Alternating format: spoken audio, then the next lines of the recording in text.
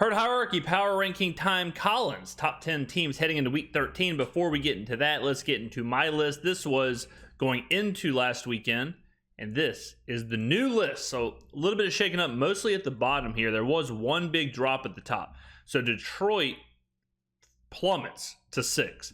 Horrible loss on Thanksgiving.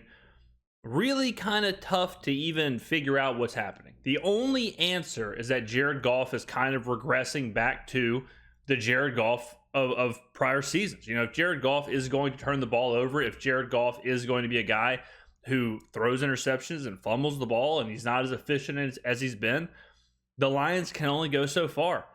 Green Bay at home on Thanksgiving, and you get rolled. Really kind of get dominated. Horrible look. The rest of the top kind of stays the same. At the bottom, we drop Cleveland and Buffalo. Buffalo's dream is over. Last week I mentioned that if they were to beat Philadelphia and kind of get hot, they could be a team that would be dangerous in the playoffs. Bad news. They're not going to make the playoffs now. They lost to Philly. They're 500. They're off my list. The dream is dead. Pittsburgh would not be on here, but they fired Matt Canada. Now, let's not get crazy. They barely squeaked one out after firing Canada. But if he was the problem, if we think the offense will get a little better, then maybe Pittsburgh has a chance. I don't really believe in them, but we got to have some teams in the top 10 that probably aren't that good. Pittsburgh and Denver fit the bill. Denver, 5 straight wins. Sean Payton, what a coach, huh? It's amazing what a good coach can do in a short period of time. You know, he takes Denver, who gives up 70 points, and they're a dumpster fire. They were a dumpster fire last year. Within a couple of weeks, Payton has them on a 5-game winning streak. So kudos to Sean Payton in Denver. So that's the top 10 here. Let's go ahead and see what Colin has to say. Teams in the NFL, you're going to blanch at maybe a couple of them, but here we go. Herd hierarchy. Time is now. Let's go. The top 10 NFL teams according to Colin. Number 10. Right now today, Denver. Oh, Colin. I tell you what, man. I mean, it's crazy how good we are at this. You know, we're just rattling them off pretty spot on. You know, we're seeing the same things here. I agree with Colin, where it's like, I don't want to put them on here. Here's another controversial yet brave opinion. In a vacuum, I think Denver's better than Pittsburgh, but Pittsburgh has more convincing wins, or more wins, I guess, and I have to kind of give them a little bit of that bump. But I think Denver's dangerous right now. I think Denver, not dangerous in the sense of like winning anything, but I wouldn't want to play them in a playoff game right now. I wouldn't want to play them in a primetime game, a meaningful game. If Russell Wilson's going to play efficiently and even close to what he used to be, and you have Sean Payton, you have a good defense, a defense that believes. I don't know. I mean, Denver should be getting the respect that all of the mass media wants to give the Chargers. The Chargers are 4-7, and the mass media is still. I'm hearing about how Justin Herbert is really good. I'm still hearing about how the Chargers have a lot of weapons. Denver is the unsexy version of what the Chargers should be. Denver is a top 10 team. 5-0 since week 7. 4 of the 5 teams they've beaten have winning records. Yeah. Allowing 16 points a game. Yeah. Best turnover differential in the league. Excellent backs, power football, young athletic defense. Good enough receivers, Mims, Cortland Sutton, Jerry Jeudy. Dulcich coming back at tight end.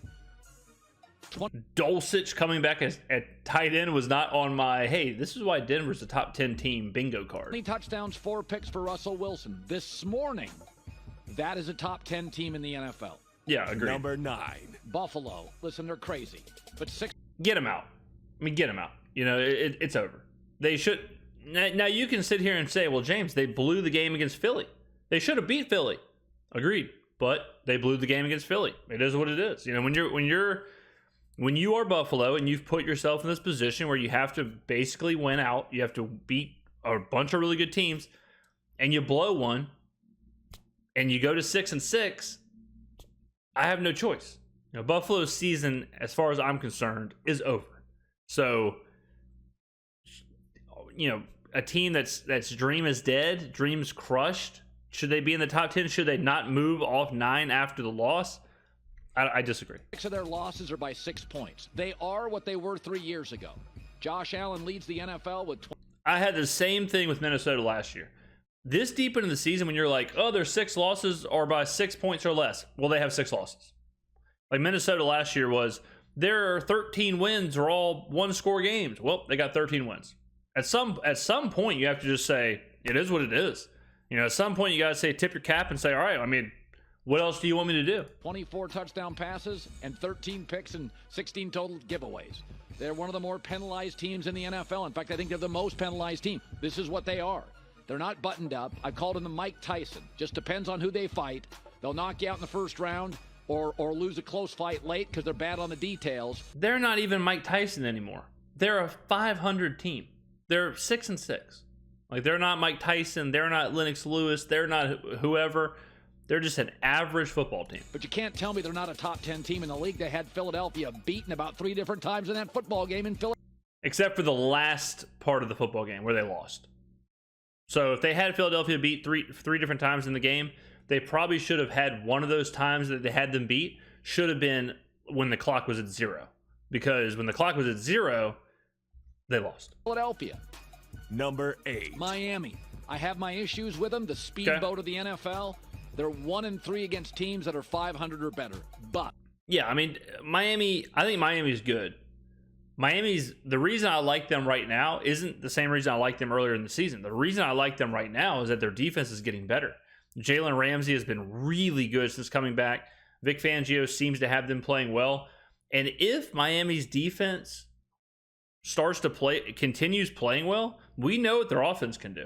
So I'm relatively bullish on Miami. I mean, I still have the concerns, like Colin said. I still do have concerns that they can't beat a good team, or they have yet to beat a good team. But if they start to do that, and we start to see them kind of put it all together, dangerous team. We have to be fair. If I'm going to support Russell Wilson with Sean Payton, I got to support Tua with Mike McDaniels. Tua Nice. Under Mike McDaniels. 16 wins, 8 losses, 67% completion percentage, passer rating at 104.6. Yeah, Tua is awesome. It's a good team.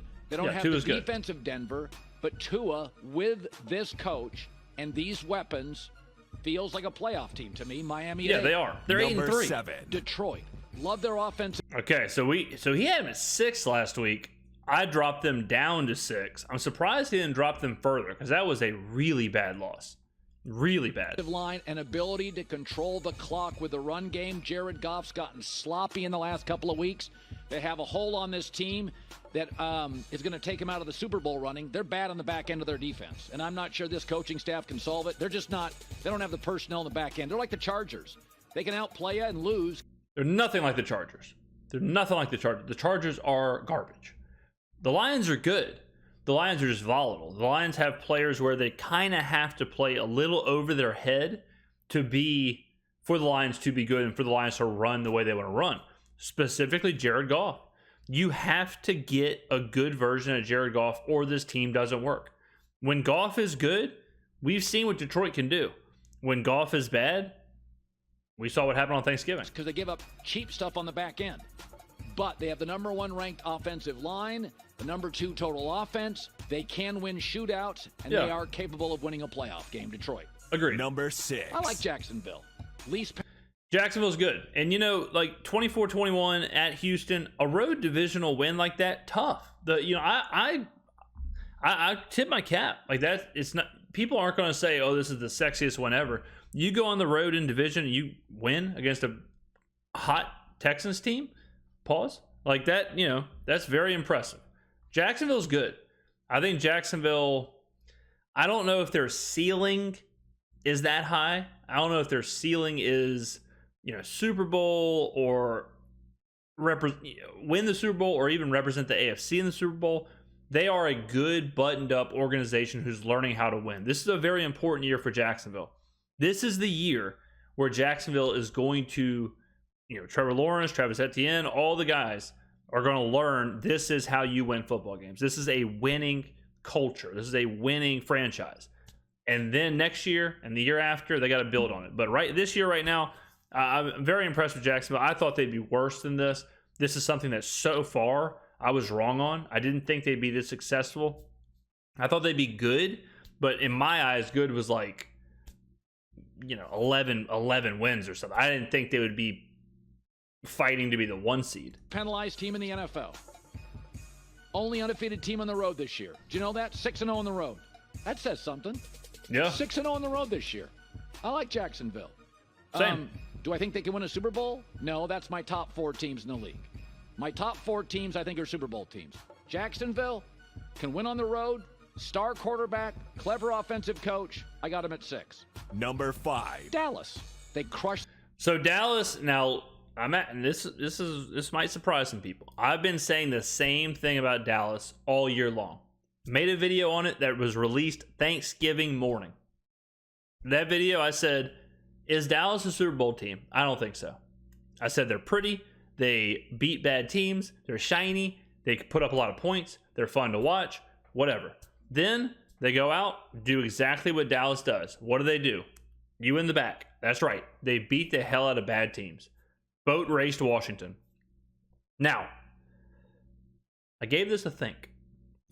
I gave this a long think. And I'm starting to think that Dallas could be for real. And here's why. If Dak Prescott is playing at an MVP level, which right now he is, there's a good argument to be made that right now, as I sit right here on a Wednesday, he's your MVP. I could hear that argument. I certainly could hear the argument that so far he is the MVP of the NFL. I have also said for years, teams need 1 of 2 things to win the Super Bowl. 1, a quarterback on a rookie deal. 2, a quarterback playing at an MVP level. If Dak Prescott is playing at that MVP level, Dallas has got that. Dallas can win the Super Bowl. It is on Dak. And right now, I have to take note of how good he's playing. We will certainly see, ladies and gentlemen, because guess what happens in 2 weeks? Sunday Night Football, Dallas and Philadelphia. If Philly destroys Dallas, if Philly just walks all over Dallas like they have for the last couple of years, then it's the same old Dallas. Then it's the same song and dance. But if Dallas wins that game, and if they win that game convincingly, and if Dak Prescott looks good, I'll have no choice but to change my tune a little bit that Dallas might be for real. So we'll see what happens in 2 weeks. Not to mention, that's a Philly that'll be coming off of the 49ers game. What a stretch for Philadelphia. Overtime against the Bills, rematch against the Niners, and then you go to Dallas. If they get through that, I mean, what a schedule for Philly. It's crazy that they're 10-1. The teams they should. You do get credit for that. Now, they've played the easiest schedule in the NFL, and they've beaten up on the dregs of the league. But again, you get credit for that. Yeah, the remaining 5 games are much, much tougher. They play Seattle, Eagles, Bills, Dolphins, Lions. But let's be fair with Dak. Over his last 6 games, he's been terrific. 18 TDs, 2 picks. Yep, gotta be fair. really good. The CeeDee Lamb-Dak combination, it's got a Burrow, Jamar Chase feel to it. It's big boy football. Dallas at number 5. Number 4. And here are my Super Bowl teams. Baltimore. I have Baltimore higher. I like Baltimore. I think they're really good. Obviously, 9-3. Again, not a sexy win. 2010 at the Chargers, but you go win a primetime game like that on the road, you cover. GG's. That's impressive. Especially, that's a long trip. So I because it's not 45-10 or whatever, you're not going to hear about it, but I think that's a very impressive win. Baltimore is good. Baltimore's really good. They're kind of like Detroit, where they need certain players to play above their head. They need the Odell Beckhams of the world, the Gus Edwards of the world. They need them to be really, really good. Lamar is going to be really good, but I don't know if I truly believe this team is a Super Bowl team, but right now they are playing like one. Right now they are playing really good. Lamar kind of has to fix... He kind of has to fix his issues in the playoffs and late in big games, but Baltimore's good, obviously. I will disagree with Colin as far as the top 4 winning the Super Bowl, because right now, if the playoffs were to start right now in their current form, I would say Dallas could win the Super Bowl as it sits right now. Maybe even Miami as it sits right now. Detroit as it sits right now. We'll see. There's a lot of football to be left. There's a lot of football left to be played. But right now, I think there's a lot of parity in the top 8-ish. Not the whole top 10 because the Steelers, Broncos, not that far. But top 8, there is some decent parity in the NFL right now. Have them one spot low. Listen, Baltimore's got the number 1 rush offense and the number 2 scoring defense. I like them. They're fast. They're physical. Opposing quarterbacks passer rating, 72, lowest in the league. Again, I may have them a spot low, but I think if they played my number 3. Don't forget, I say it all the time. 2 things that matter for an NFL team if you want to get really basic. Can you throw the ball, and can you stop teams from throwing the ball? What did he just say? Baltimore has the best, or is basically the best pass defense in the NFL. They're limiting quarterbacks the most in the NFL. Exactly. Those are the 2 things. You can really track success on a really basic level if you just say, who throws the ball the best, who stops teams from throwing the ball the best. Team tomorrow, I take my number 3 team, so Baltimore's at 4. Number 3. And Kansas City by an inch. Keep your eye on Rashee Rice. Looks like he could be their number 1 receiver. Yeah, we'll see. We will see. He better. I'll tell you that. He better. KC, same thing. What can Mahomes and Reed do with these wide receivers?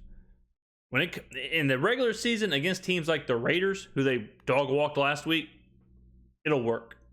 Let's see them get through the playoffs with Rashee Rice and Kadarius Toney. Let's see that. So I've said I think they have a bunch of 3s. Rashee Rice, he was a second-round kid, may become the number 1. They also showed they can score in the second half. They've also, let's be fair with Kansas City, played the second hardest schedule. I still have doubts about their second half offense. It was the Raiders, but Rashee Rice, his growth is really interesting. Number 2. San Francisco. When Trent Williams plays, they win 8-1. I think you're going to see a nasty San Francisco against Philadelphia. I have a sneaky feeling, ladies and gentlemen, that San Francisco is taking this game very seriously. After the NFC title game last year, all the trash that's been talked, the Niners have had this game circled 100%.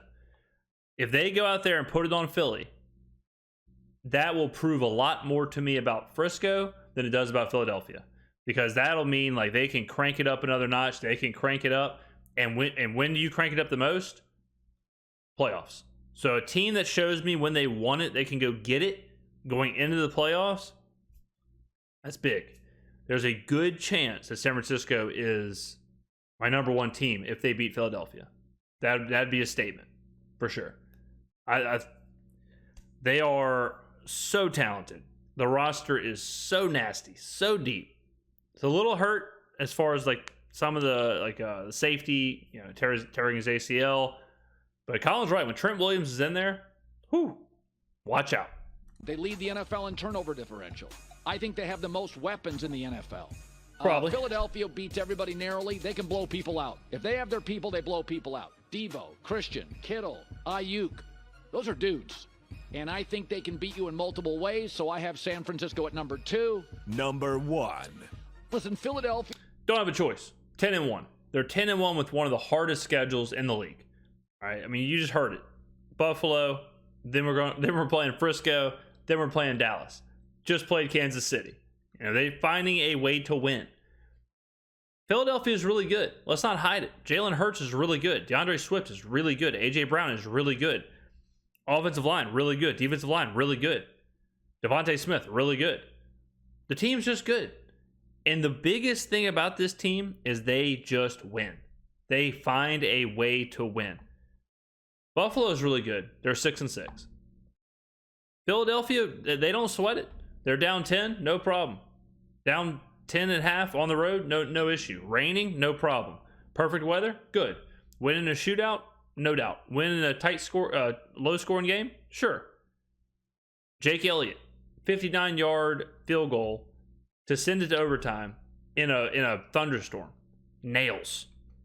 Philly's nasty. I mean, there's no way you can't have them at number 1 here. Again, I expect Frisco to take care of business. I expect the Niners to win that game. It will be interesting because Philadelphia, this is such a tough part of their schedule. If they do lose to San Francisco and then lose to Dallas, which easily could happen, all of a sudden the landscape in the NFC becomes very interesting because you have the unbeatable force would have lost back-to-back games. At that time, you would have Dallas re-emerging as a legit threat to win the Super Bowl, and you'd have Frisco kind of retake their spot as the best team in the NFC. Could be very interesting. Yeah, 31 consecutive weeks they've had the best record in the league. It's choppy, it's inartistic, but they're 7-1 in one-score games. Their O-line, D-line combination is excellent. They are not a perfect team. You can beat them downfield. But my top 4 teams are the teams I believe this morning should be favorites and can hoist. The thing with Philly, too, is, if you can win close games, that's very important come the playoffs because you expect to be in close games. And they've proven they can do it. They have proven they're very comfortable in that position. They're very comfortable in all these different positions, whether it's down, whether it's up, big favorite, whether it's running away with the game, whether it's trying to close a deficit, whether it's overtime. No matter what the situation is, they seem to be comfortable. They seem to be in control. And that's the mark of a really good team. Let me know in the comments below what you think, ladies and gentlemen. Where do you think I got it right? Where do you think I got it wrong? Give me your top 10 teams down below. Thank you for watching. I will see you in the next video.